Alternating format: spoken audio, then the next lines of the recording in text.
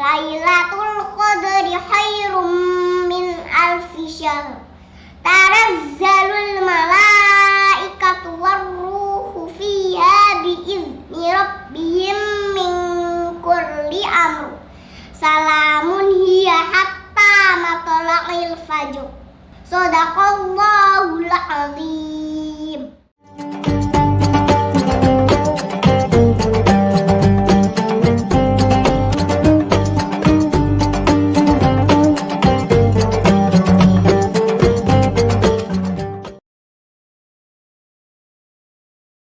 Bismillahirrahmanirrahim.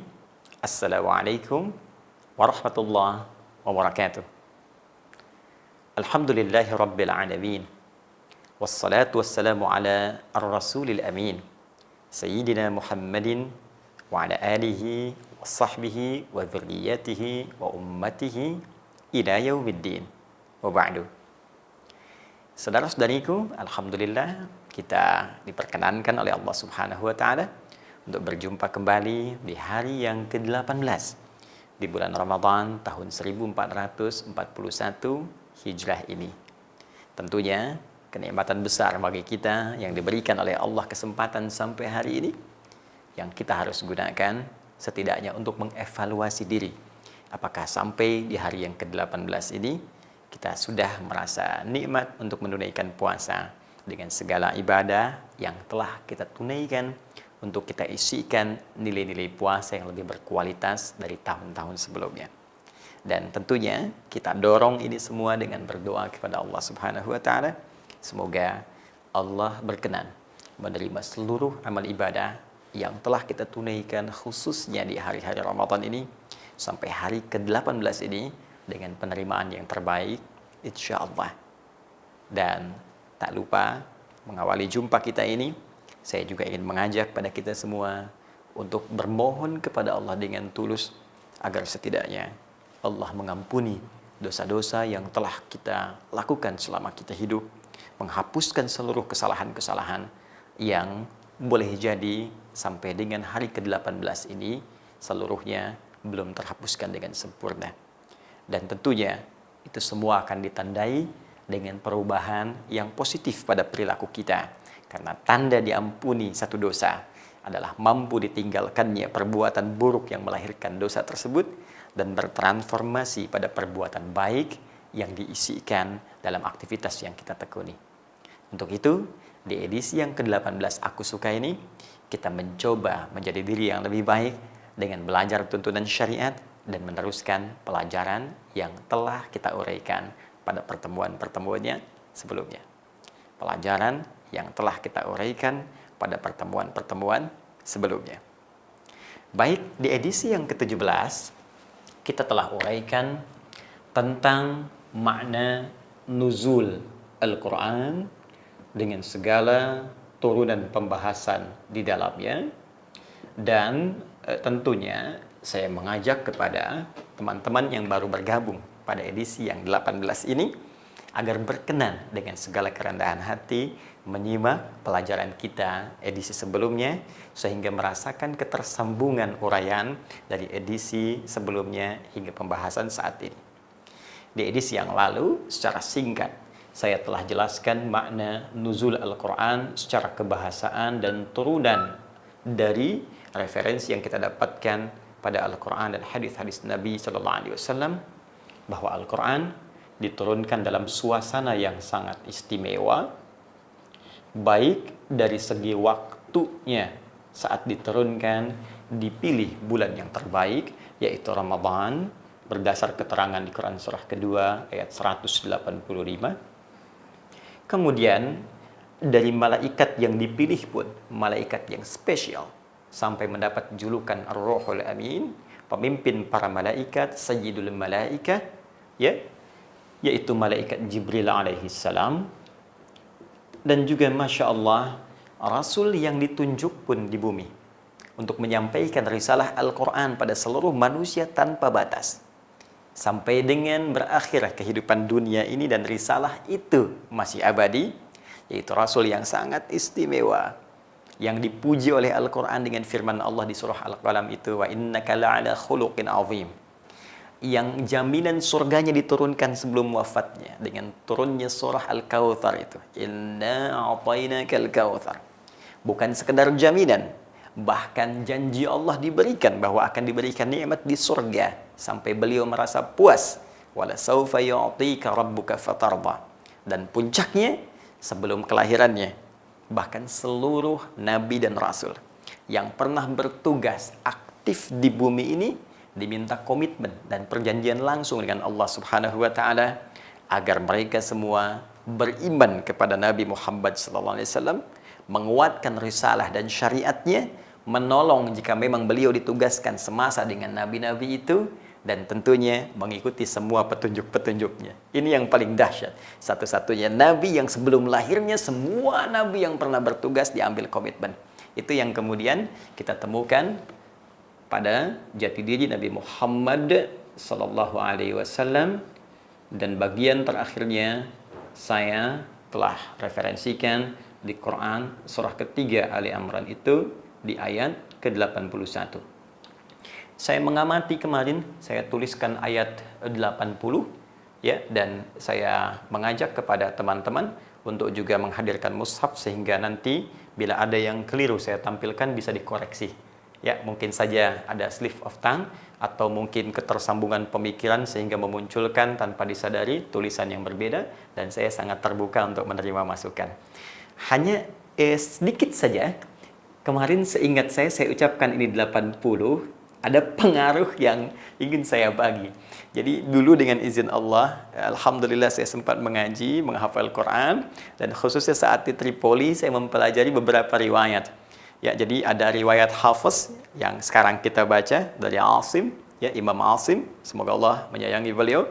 Kemudian saya sempat belajar juga riwayat Warash dan Nafi', ya, dari Imam Nafi'. Jadi Warash dan Qalun. Jadi ada riwayat Warash, riwayat Qalun dari Imam Nafi'. Nah, ini pun saya pelajari. Nah, menariknya begini, kalau kita belajar ulumul Quran secara utuh, kita temukan firman Allah ini sempurna seluruhnya dan tidak pernah berubah. Ini benar jaminan Allah di Quran surah ke-15 itu, ayat 9. Inna nahnu nazzalna dzikra wa inna lahu lahafizun. Kami dengan segala keagungan Allah ingin menyampaikan informasi dahsyat bahwa Al-Quran itu kami turunkan, kata Allah, akan jadi pengingat bagi setiap manusia, mudah dihafalkan, dan kami akan jaga tak pernah bisa berubah. Sampai kita kembali kepada Allah pun gak akan mengalami perubahan. Jadi firmannya sempurna, jumlah ayatnya sempurna sampai dengan saat ini. Hanya ketika Nabi sampaikan, kan belum ada mushaf seperti sekarang, ya. Nah, mushaf itu ijtihad untuk menuliskan firman dalam bentuk yang sekarang kita dapatkan. Bahkan dulu belum ada harakat, ya. Waktu pertama dituliskan, mushaf Utsmani pertama itu dikumpulkan jadi mushaf, kemudian dikopi jadi 5 bagian, salin ulang, disebarkan ke 5 kota besar utama.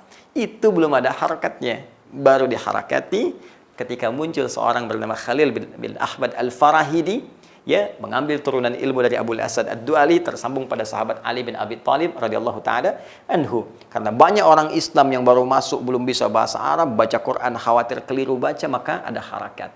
Termasuk muncul kemudian ilmu pelengkap di tajwid yang melengkapi wakaf ibtida. Oh, di sini Nabi berhenti, kasih tanda wakaf, ya, termasuk penomoran. Nah, karena itu dalam beberapa mushaf yang kita dapatkan ada penomoran yang berbeda, itu ijtihad untuk wakaf dan ibtida. Kapan berhenti, kapan mulai. Nah, di mushaf Warash itu ada perbedaan sedikit dengan Hafiz dari penomoran. Jadi kalau yang di Hafiz misalnya Al-Baqarah Alif Lam Mim itu 1, ya, di Warash baru tanda berhenti. Di Qalun baru tanda berhenti, wakaf. Nanti dzalikal kitabul la raiba fi hudal lil muttaqin baru 1.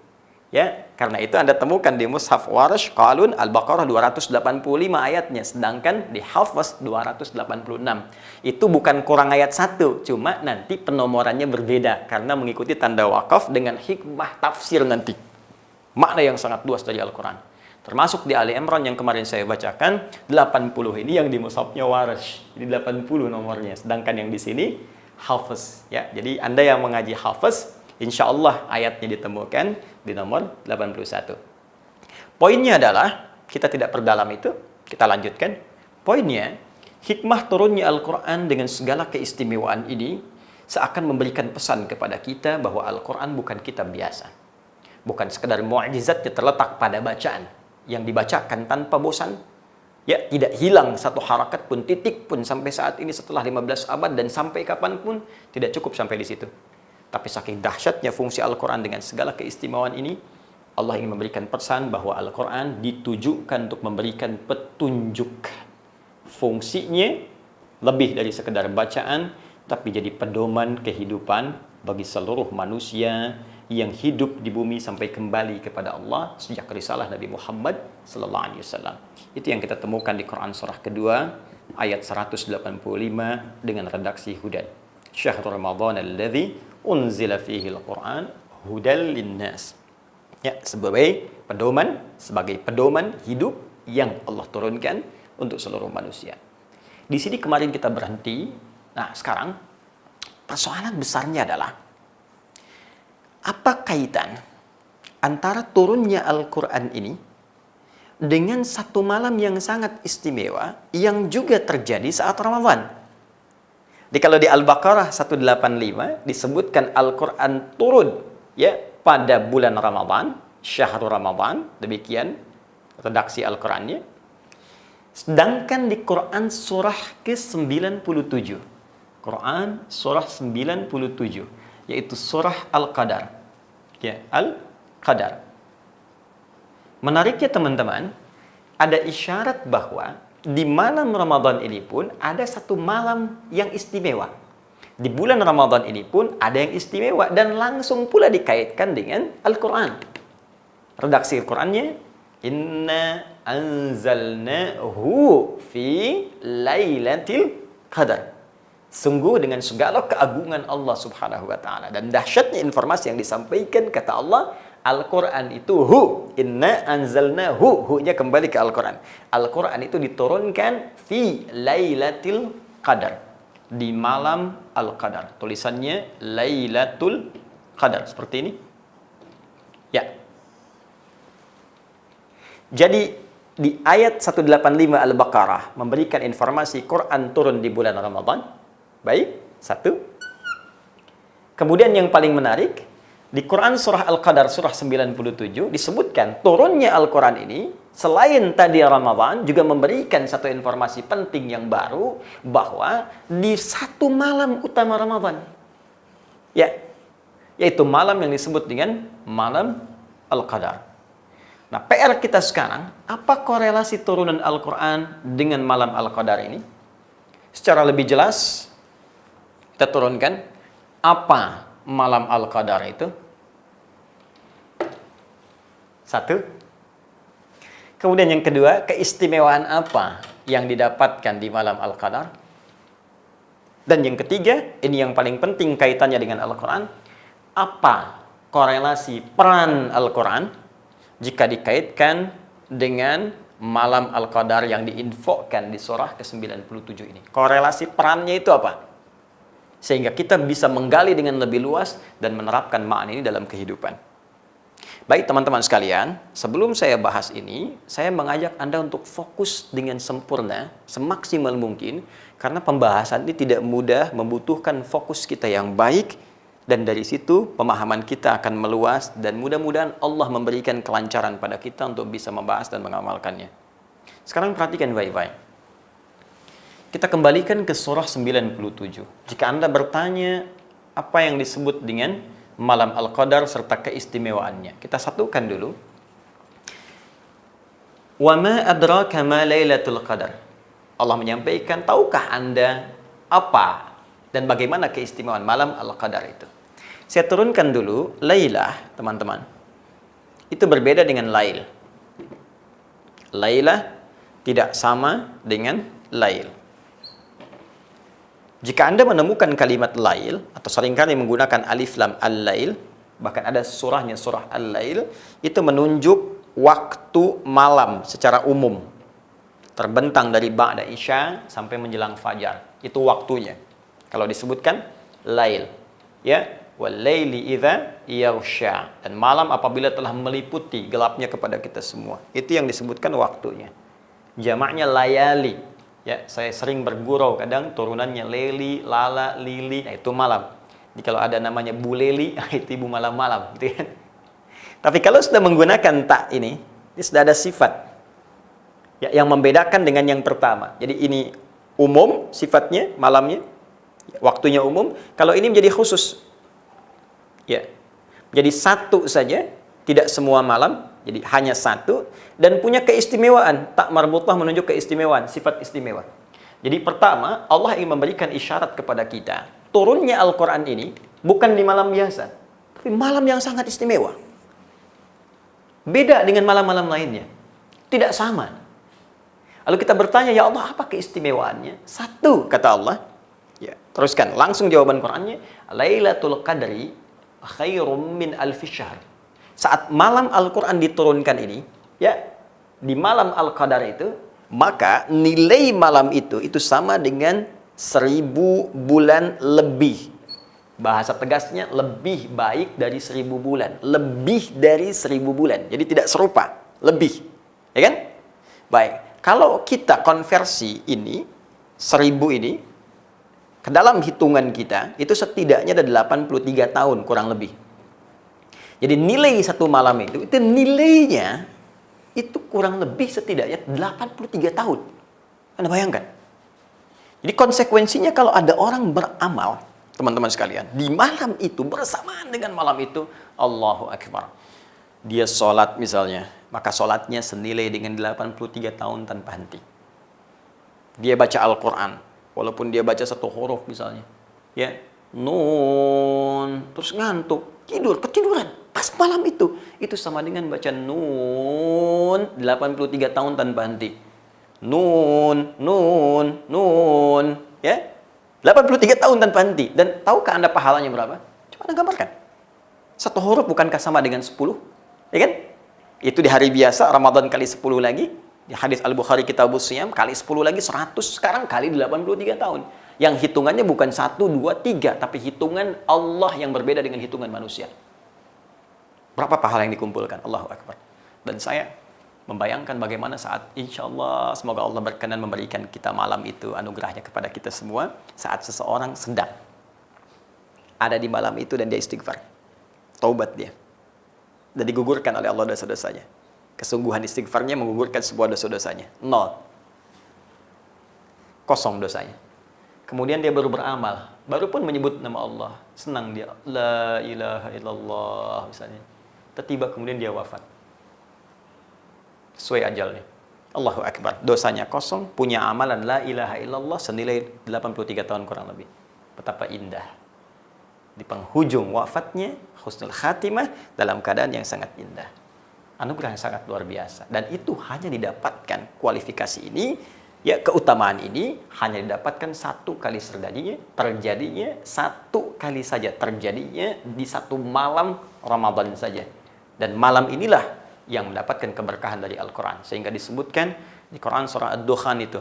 Ya, bukan Dukhan yang kemarin rame. Ya. Surah Ad-Dukhan dalam Al-Quran, teman-teman sekalian. Di surah yang ke-44. Surah 44, di halaman 496. Di ayat yang ketiga. Teman-teman, Allah sebutkan, langsung disebutkan dengan kalimat fi lailatim mubarakah. Kalau orang dapat malam itu penuh dengan keberkahan. Nilai kebaikan bertambah karena dapat berkah dari Al-Quran tadi. Baik, itu kalau ada orang bertanya, apa keistimewaan malam Al-Qadar? Allah langsung jelaskan. Kemudian kata Allah, malaikat turun. Semua pada saat itu. Tanazzalul malaikatu waruh, bahkan Jibril ikut turun. Malaikat Jibril alaihissalam tugasnya menyampaikan wahyu pada Nabi Muhammad SAW. Ya, selesai Nabi Muhammad SAW wafat, selesai tugas menurunkan wahyunya. Tapi malaikat Jibril setahun sekali turun ke bumi. Ya, karena keagungan Al-Quran dan keagungan malam Al-Qadar itu turun ke bumi menyertai hamba-hamba yang ibadah. Ya, sampai saking banyaknya malaikat yang turun, para ulama tafsir menyebutkan bumi seakan-akan sesak oleh malaikat sehingga suara-suara bising jadi redup, angin-angin jadi berhenti, sehingga terbaca suasana alam jadi teduh, nikmat. Dan ini bahasa Al-Qur'annya diungkapkan dengan kalimat salam. Salamun hiya hatta matla al-fajr. Malam Al-Qadar. Nah, sekarang yang paling menarik, ini kan baru pahala nih. Baca Quran dapat pahala, sholat dapat pahala. Sekarang pembahasan utama kita, apa korelasinya peran Al-Quran ini? dengan Lailatul Qadar? Korelasinya apa? Fungsi utama Quran dikaitkan dengan malam Al-Qadar itu seperti apa? Ini yang jarang dibahas, jarang diuraikan oleh para ulama kita, termasuk dalam kitab-kitab ulumul Quran. Baik, sekarang kita gali pelan-pelan. Teman-teman sekalian, untuk mengetahui korelasi itu, kita harus kembali ke pertanyaan ini dulu. Apa ya yang dimaksud Lailatul Qadar itu? Saya telah uraikan kalimat lailnya, yang berarti malam yang istimewa. Tinggal tersisa kita untuk memahami makna qadarnya. Ini. Dari sini baru kita mengetahui tentang korelasi peran Al-Quran dengan malam Al-Qadar. Al-Qadar, teman-teman, secara ringkas bisa dipahami dengan ketetapan Allah Subhanahu wa Ta'ala terkait dengan alur kehidupan setiap hamba.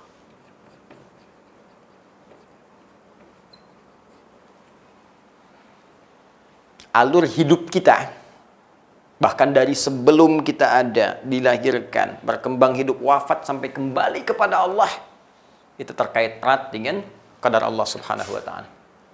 Dengan sifat Allah yang tentunya maha mengetahui, maha meliputi. Sebelum terjadi, sedang terjadi, akan terjadi, nanti bagaimana, semua Allah tahu. Dan semua sistem hidup ini, alur hidup kita, ini ada di sini. Qadar Allah Subhanahu wa Ta'ala. Yang secara umum bisa dipahami dengan dua turunan. Turunan pertama, ada yang sama sekali tidak bisa dirubah oleh apapun. Jadi Allah telah tetapkan. Dan Allah maha mengetahui seluruhnya, dan ini nggak bisa dirubah.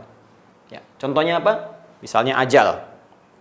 Ya, ajal ditetapkan oleh Allah Subhanahu wa Ta'ala kepada kita semua, dan nggak bisa dirubah dengan apapun.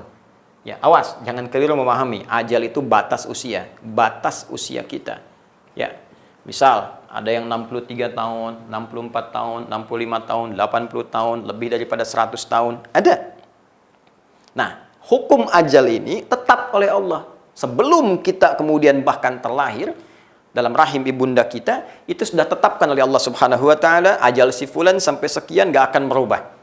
Ya, dia berdoa pun gak akan nambah ajal. Tetap ketentuan. Itu ada di Quran surah ke-7 Al-A'raf misalnya ayat ke-34. Walikulli ummatin ajal. Ya, setiap umat, jangankan 1-2 orang, semua umat yang pernah ada di bumi itu punya batas usia, batas hidup. Fa idza jaa ajaluhum la yastakhiruna sa'atan wa la yastaqdimun. Jika sudah tiba ajalnya, maka nggak akan bisa dimajukan, nggak akan bisa dimundurkan. Ya. Walaupun orang berkata misalnya diabadikan di Quran itu surah ke-63 ya, di ayat ke-11-nya, laula akhartani ila ajalin qarib fa asaddaqa wa aqum minas salihin. Ya Allah, bisa enggak ya Allah? Ya. Ajalku ini ditambah dikit aja supaya aku bisa beramal saleh. Surah 63 dari ayat 10 bacanya sampai ayat 11-nya supaya sempurna kita bacakan. Ya, kata Allah nggak bisa. Nggak bisa. Kalau sudah ada ajalnya bagi setiap jiwa, nggak akan bisa maju, nggak akan bisa mundur. Ini contoh pertama yang nggak bisa dirubah dengan apapun. Ya, ini ditemukan misalnya dalam referensi hadis Nabi Sallallahu Alaihi Wasallam. Kita ambil yang paling gampang untuk diakses di Al-Arba'in An-Nawawiyah. Ya, hadis nomor keempat dari sahabat Abu Abdurrahman Abdullah bin Mas'ud radhiyallahu ta'ala anhu, ya'ani Nabi sallallahu alaihi wasallam wa huwa as-sadiqul masduq, disebutkan inna ahadakum yujma'u fi batni ummihi 40 yawman nutfah. Setiap kalian, kata Nabi sallallahu alaihi wasallam, anak cucu Adam dihimpun dalam proses penciptaan di perut ibundanya 40 hari pertama jadi nutfah. Ya, pancaran antara spermatozoa menyatu dengan ovum berproses. Thumma yakunu mithla dzalika 'alaqah, thumma yakunu 'alaqah mithla dzalik. Kemudian 40 hari kedua berproses jadi alaqah, zigot yang menempel di dinding rahim. Thumma yakunu mudghah, ya mithla dzalik. Kemudian 40 hari lagi berubah jadi mudghah, berubah menjadi mudghah, sudah mulai terlihat keratan dagingnya, nampak. Ya, thumma yursalu ilaihil malak, dan diutus malaikat pada usia 120 hari, 4 bulan kandungan tadi.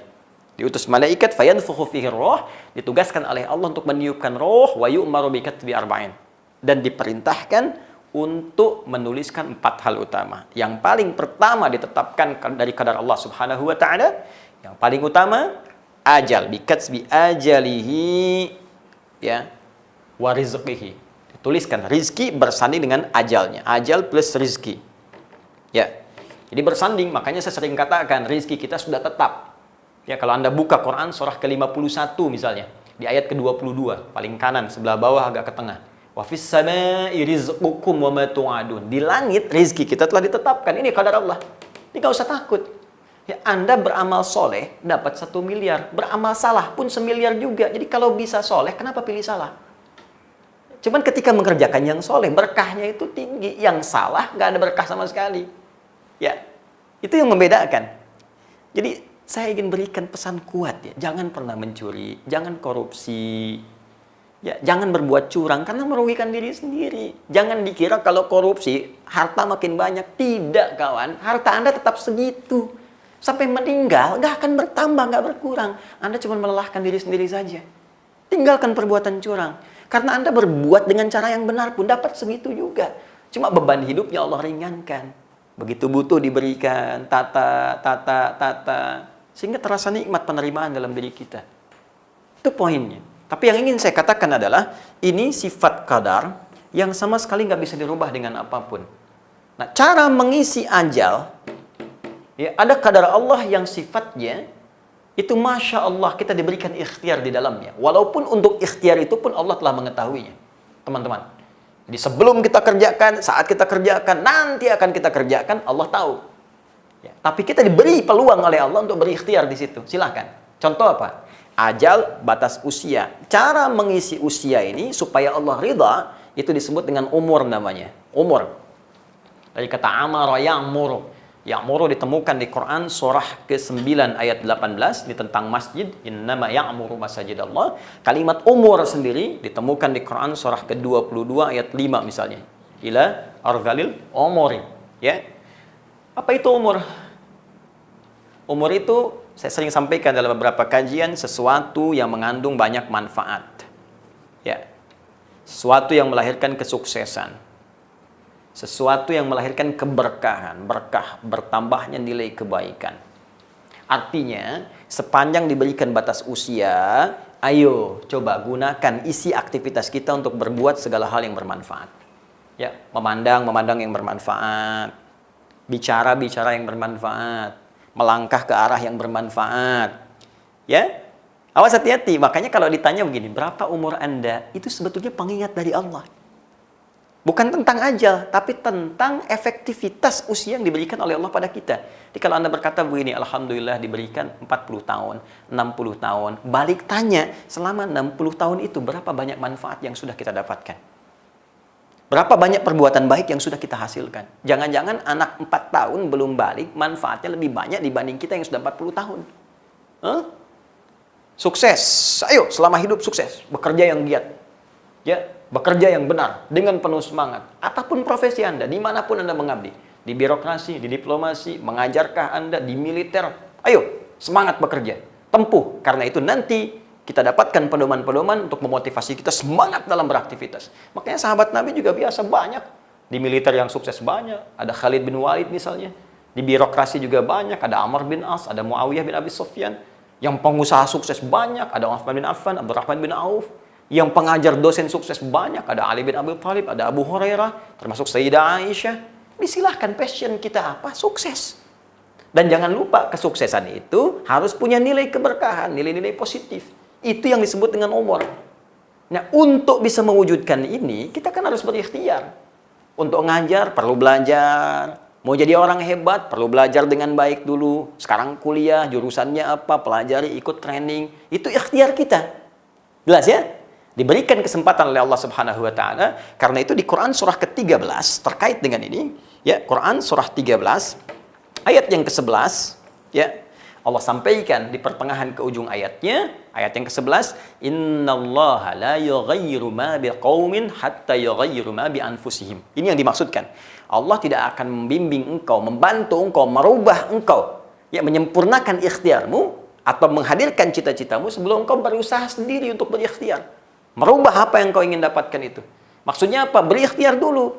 Nggak bisa ujuk-ujuk Anda menjadi misalnya seorang jenderal di militer. Anda menjadi pengusaha sukses. Tanpa seketika nggak ada usaha. Tiba-tiba jadi aja. Nggak bisa. Kata Allah, saya bikin hukum universal. Pengen kaya, kerja. Pengen pintar, belajar. Di dalam konteks ini jangan salahkan, kenapa dia nggak beriman kok bisa pintar? Allah tanya, kamu belajar enggak? Gitu. Di sini ada ikhtiar kita. Nah, ikhtiar ini pun teman-teman sekalian, ini butuh pedoman, butuh petunjuk. Kalau nggak ada petunjuk yang benar, bagaimana? Anda, maaf nih, teman-teman sekalian, pesan mobil. Bagaimana bisa menggunakannya? Kan Anda tanya, petunjuknya mana? Siapa yang bikin petunjuk? Yang bikin mobil. Yang bikin mobil membuat petunjuk tentang mobil. Yang bikin pesawat membuat pedoman pesawat. Yang membuat handphone membuat buku petunjuk handphone. Sekarang kita kan manusia. Kita beraktivitas. Kalau ingin tahu petunjuk, jangan bikin sendiri. Tanyakan pada yang mencipta kita. Tanyakan pada yang membuat kita. Ya Allah, kembali kepada Allah yang hak. Allah yang ahad. Tanyakan kepada Allah, ya Allah, berikan saya petunjuk bagaimana cara saya menjadi A. Bagaimana cara saya menjadi B. Ya Allah, saya ingin karir, ya Allah, sebagai seorang pengusaha sukses. Tapi sukses ini mengantarkan saya pada ridhamu. Dunia sukses, fid dunya hasanah. Akhirat dapat surga, fil akhirati hasanah. Ya Allah, saya ingin jadi jenderal militer yang sukses. Karirnya sukses. Bersamaan dengan itu bisa masuk surga seperti Khalid bin Walid. Ya Allah, saya di birokrat. Ya Allah, saya di diplomat. Ya Allah, saya dagang. Saya butuh petunjuk, ya Allah. Nah, ketika Anda membutuhkan petunjuk, dalam konteks itulah korelasi Al-Quran diturunkan. Karena itu disebut hudan. Jadi ini kaitan erat Al-Quran dengan malam Al-Qadar. Jadi ketika Anda membutuhkan petunjuk untuk mengisi alur kehidupan Anda, nggak ada sumbernya kecuali di sini. Ini yang menjadikan Al-Quran punya nilai besar. Inilah salah satu rahasia yang dibaca oleh para ulama sehingga mereka setiap datang Ramadan sibuk dengan Al-Quran. Menggali lagi. Selevel para imam besar aja menggali kembali, ini saya udah benar belum hidupnya nih. Sampai Al-Imam Asy-Syafi'i itu 2 kali khatam. Ya, setiap hari Ramadan. Siang sekali, malam sekali. Dan puncaknya 10 hari terakhir itu semua menggali Quran. Untuk meluruskan hidup saya udah benar belum? Mungkin sukses sebagai seorang pengajar, sebagai seorang ayah bagaimana? Sebagai seorang suami bagaimana? Bukankah akan dihisab? Ya, sebagai seorang anak bagaimana? Anda sukses mimpin di keluarga. Ada istri sukses dibimbing, anak dibimbing. Tapi apakah bakti Anda pada orang tua juga sukses? Coba lihat apa yang kita kerjakan semua dihisab. Semua. Presiden dihisab, menteri dihisab, jenderal dihisab, ustadz dihisab. Kita semua dihisab. Akan mempertanggungjawabkan apa yang kita kerjakan. Karena itu, saya ingatkan kita akan wafat. Kita akan pulang. Kita akan kembali. Dan ketika meninggal, status dunia semua lepas. Maka itu saya mengajak kepada semua, tanpa kecuali. Renungkan, dikala kita kembali. Kita pasti akan pulang menuju Allah, tanpa gelar dunia yang kita sematkan, kecuali amalan benar yang kita lakukan. Dan amalan itu bisa menjadi benar dengan petunjuk Al-Quran. Jadi ini yang ingin saya sampaikan, mengapa malam Al-Qadar begitu penting terkait dengan peran Al-Quran, karena ada korelasi peran sebagai bimbingan kehidupan kita. Jadi di sini banyak disimpulkan bahwa malam Al-Qadar itu adalah malam yang sangat menentukan. Malam Al-Qadar adalah malam yang bisa merubah kehidupan kita. Dalam arti merubah itu adalah petunjuk-petunjuk Al-Quran. Bila kita amati dengan benar, itu akan memberikan pengaruh yang dahsyat dalam kehidupan kita. Bukan sekedar dosa diampuni, pahala berlipat, tapi di sini akan kita temukan sejatinya jati diri kehidupan kita. Nah, pembahasan ini menjadi penting untuk kita uraikan supaya kita mengerti betul apa esensi Al-Quran pada kehidupan kita yang bisa mentransformasikan orang jahiliyah menjadi khairu ummah, sekaligus juga teman-teman sekalian memberikan peran luhur dalam kehidupan dunia ini. Nah, tinggal satu pertanyaan lagi, kapan malam ini tiba? Kapan malam ini muncul? Khususnya di hari-hari Ramadan yang tengah kita hadapi. Kalau nggak tahu malamnya, bagaimana kita bisa memaksimalkan semua ibadah yang tadi kita telah diberikan petunjuknya? Namun jangan terburu-buru. Kita masih punya, dengan izin Allah kalau berkehendak, pembahasan berikutnya untuk kita gali dan kita jadikan itu sebagai pembahasan pada edisi Aku Suka yang ke-19 esok hari dengan izin Allah Subhanahu wa ta'ala. Semoga berkenan. Mohon maaf bila ada yang khilaf. Jika ada yang kurang atau keliru, Anda boleh meluruskan. Dan saya sangat bersyukur kepada Allah, berterima kasih kepada Anda, dan semoga juga pahala dilimpahkan kepada Anda semua. Demikian sekali lagi. Semoga Allah menerima taubat kita, memberikan jalan terang pada kehidupan kita, mengampuni dosa-dosa kita, dan menempatkan kita di surga dengan izinnya bersama orang-orang terbaik yang Allah sayangi.